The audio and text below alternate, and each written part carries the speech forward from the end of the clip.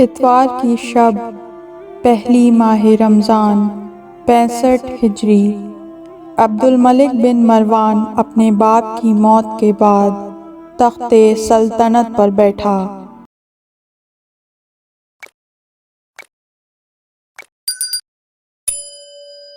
اور تخت نشین ہونے سے پہلے وہ ہمیشہ مسجد میں رہتا اور تلاوت کیا کرتا تھا، اور اسے حمامۃ المسجد یعنی مسجد کے کبوتر کے نام سے پکارتے تھے۔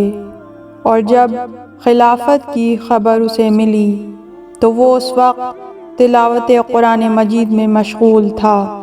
اس نے قرآن کو بند کرتے ہوئے کہا: سلام علیک ھذا الفراق بینی و بینک، تجھ پر سلام ہو، یہ تیرے اور میرے فراق و جدائی کا وقت ہے۔ راغب کتاب محاضرات میں اس واقعے کو نقل کرنے کے بعد کہتا ہے کہ عبد الملک نے کہا: مجھے چیونٹی کے مارنے سے گھٹن محسوس ہوتی تھی، اور اب حجاج بن یوسف مجھے لکھتا ہے کہ میں نے لوگوں کا ایک گروہ قتل کر دیا ہے اور مجھ پر اس کا کوئی اثر نہیں ہوتا۔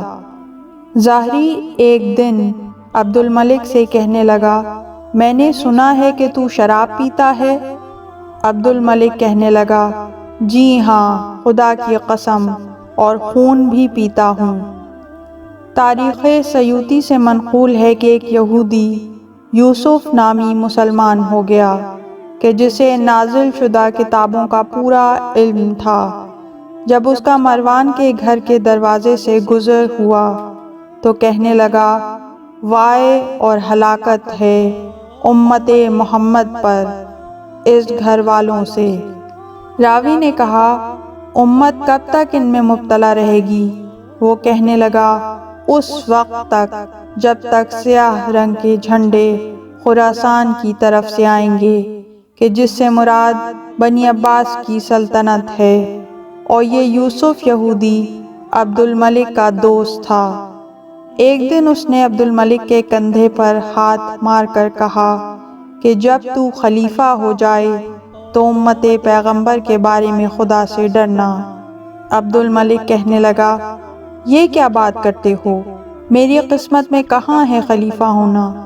یوسف یہودی نے دوبارہ کہا: ان کے معاملے میں خدا سے ڈرنا، اور کہنے لگا: وہ وقت یاد ہے کہ جس وقت یزید بن معاویہ نے مکے کی طرف لشکر بھیجا عبداللہ بن زبیر سے جنگ کرنے کے لیے، تو عبد الملک کہنے لگا: میں خدا سے پناہ مانگتا ہوں، کیا کوئی شخص حرم خدا کی طرف بھی لشکر روانہ کرتا ہے؟ یوسف نے اس کے کندھے پر ہاتھ مارا اور کہا کہ تیرا لشکر مکے کی طرف جائے گا، وہ زیادہ ہوگا۔ خلاصہ یہ کہ عبد الملک بخیل، قاتل اور خون ریز شخص تھا، اور اس کے کارندے اور ملازم بھی اس طرح بخل و فخر و مکاری و خون ریزی میں طاق تھے، اور ان کے نام یوں شمار کیے جاتے ہیں: حجاج بن یوسف عراق میں اس کا گورنر تھا، اور محلب بن ابو صغیرہ خراسان میں، ہشام ابن اسماعیل مدینے میں، اور عبداللہ اس کا بیٹا مصر میں، اور موسیٰ بن نذیر مغرب میں، اور محمد بن یوسف حجاج کا بھائی یمن میں، اور محمد بن مروان جزیرے میں۔ اور یہ تمام گورنر بہت ظالم، شقی القلب اور جفاکار تھے، اور حجاج بن یوسف سب سے زیادہ ظالم تھا۔ حجاج بن یوسف کے ظلم و ستم، اس کی جفاکاری اور حیران کر دینے والے حالات کے متعلق انشاءاللہ اپنی آنے والی ویڈیو میں تفصیل کے ساتھ ذکر کریں گے۔ منقول ہے کہ عبد الملک کو ابو ذہاب کہتے تھے، کیونکہ اس کا منہ بدبودار تھا، یہاں تک کہ جب مکھی اس کے منہ کے قریب سے گزرتی تو زیادہ بدبو سے مر جاتی تھی، اور اسے زیادہ بخیل ہونے کی وجہ سے شیخ الحجر بھی کہا جاتا تھا، یعنی پتھر سے پانی ٹپکنا۔ اور عبد الملک اسلام میں وہ پہلا شخص ہے جو اس نام سے موسوم ہوا۔ اور وہ پہلا شخص تھا جس نے دینار و درہم پر اسلامی سکہ نقش کروایا، اس وقت کہ جب اسے رومی سلطنت سے بے انتہا خطرہ تھا اور اسلام کو ایک بہت بڑی مشکل درپیش تھی۔ اس وقت امام محمد باقر علیہ السلام نے مشکل کشائی کی اور ان کی ہدایات کے مطابق دینار و درہم پر اسلامی سکہ نقش کیا گیا۔ اس سے پہلے رومی سکہ نقش ہوتا تھا۔ امام محمد باقر علیہ السلام کے اس معجزے کی تفصیل ہماری ویڈیو میں دیکھی جا سکتی ہے۔ عبد الملک بن مروان وہ پہلا شخص تھا جس نے امر بالمعروف سے منع کیا اور اس کی حکومت و سلطنت کے اوائل 65 ہجری میں کوفے کے شیعوں میں حرکت پیدا ہوئی۔ اس وقت تک تمام خاص الخاص شیعہ کہ جو زندان میں قید تھے اور امام حسین علیہ السلام کی مدد کو نہیں پہنچ سکے، انہوں نے ایک تحریک شروع کی اور کوفے میں موجود عام لوگوں کو ملامت و سرزنش کی کہ وہ امام حسین علیہ السلام کی مدد کے لیے کیوں نہیں پہنچے اور ان کی آواز پر لبیک کیوں نہیں کہا۔ اب ہم سب کو مل کر چاہیے کہ امام عالی مقام کا خون کا انتقام لینے کے لیے حضرت کے قاتلوں کو قتل کریں یا ہم بھی قتل ہو جائیں۔ انہوں نے 5 افراد کو منتخب کیا اور انہیں اپنا امیر بنایا، اور وہ 5 افراد سلیمان ابن سرد خزائی، مسیب بن نجبہ، عبداللہ بن سعید، عبداللہ وال تمیمی اور رفاع بن شداد تھے۔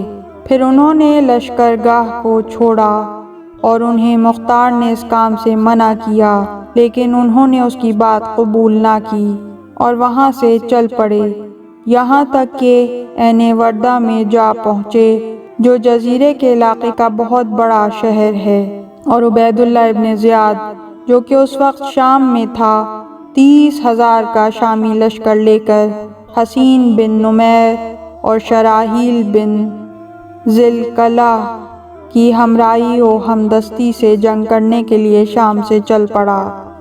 عین ورا میں ان کا آمنا سامنا ہوا اور دونوں لشکروں میں گھمسان کی جنگ ہوئی، اور سلیمان بن سرد خزائی نے جواں مردی دکھائی اور ابن زیاد کے لشکر میں سے بہت سے لوگوں کو قتل کیا۔ بالآخر حسین بن نمیر نے انہیں تیر مار کر شہید کر دیا۔ اس وقت مسیب نے، جو کہ امیر المومنین علی ابن ابی طالب علیہ السلام کے لشکر کے پہلے سردار رہ چکے تھے، علم اٹھایا اور دشمن کے لشکر پر حملہ کر دیا اور رجز پڑھا۔ جب ان کے باقی ساتھیوں نے یہ حالت دیکھی تو کہا کہ اب مل کر حملہ کریں گے۔ انہوں نے اپنی تلواروں کے نیام توڑ ڈالے اور جنگ میں مشغول ہو گئے، اور علم لشکر عبداللہ بن سعید کے پاس تھا۔ وہ اسی کشمکش میں تھے کہ 500 افراد بصرہ و مدائن کے شیعوں میں سے مختار نے ان کی مدد کے لیے بھیجے، تو ان کے دل قوی ہو گئے اور ان کے قدم جم گئے، اور انہوں نے سخت جنگ کی اور بار بار یہ کہتے تھے کہ ہم خون حسین کا انتقام لے کر رہیں گے، یہاں تک کہ انہوں نے اتنی جنگ کی کہ سلیمان بن سرد اور عبداللہ بن سعید اور تمام رؤسائے لشکر شہید ہو گئے۔ ابن زیاد ان سب کو شہید کر کے جب فارغ ہوا تو عین ورا سے اہل عراق کے ساتھ جنگ کرنے کے لیے چل پڑا۔ جب یہ موصل میں پہنچا تو ابراہیم بن مالک اشتر عراق کے لشکر کے ساتھ کوفے سے مختار کے حکم سے اس سے جنگ کرنے کے لیے باہر نکلے اور عبید اللہ کے لشکر سے جنگ عظیم کی، اور بالآخر عراق کو فتح و کامرانی نصیب ہوئی، اور عبید اللہ ابن زیاد، شرجیل بن ذیلکلہ اور باقی شام کے بزرگوں کے ساتھ واصل جہنم ہوا۔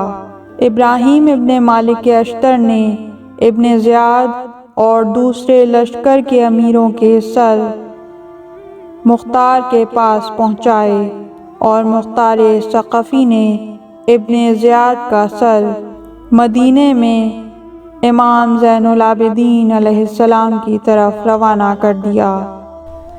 اس طرح کی مزید تحقیقی، علمی اور تاریخی ویڈیوز دیکھنے کے لیے چینل کو سبسکرائب کیجیے اور بیل آئیکن پہ کلک کیجیے۔